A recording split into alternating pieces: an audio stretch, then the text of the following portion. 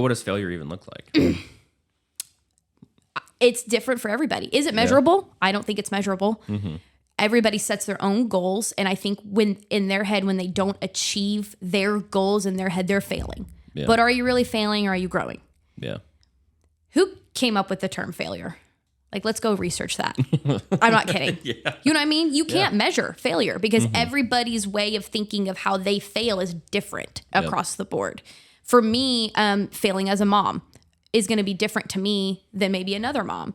Or failing as a coach is going to be, for some coaches, failing as a coach is if their athlete does not place at a meet, they failed as a coach.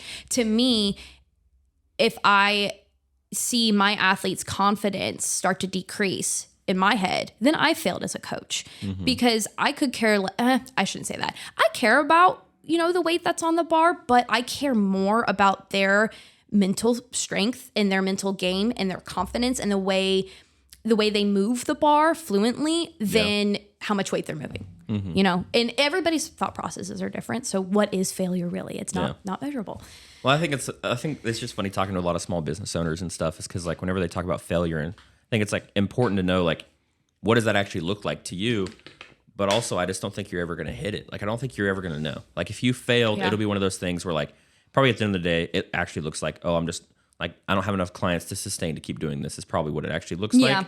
But even then, like I don't think it'll ever be a moment of like this was successful or this was failure. It's just going to be like this. Yeah. Oh no, 100%. But people think like. And I had to learn this the hard way getting into like small business owning and stuff is like at certain points, you're going to be on that hockey stick growth. Starting out, it's probably going to be hockey stick and then it's going to drop. Oh, yeah. And a lot of people think that first drop is failure. Yeah. And then they're just like, I'm done.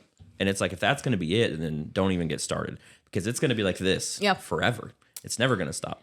And I think like being able to like go into it, understanding that. And like, I was just curious how you think about it is because my ego and like, everything when I first got into like small business owning was like whenever I was going down to be like, oh, this is me. It's not working. Mm-hmm.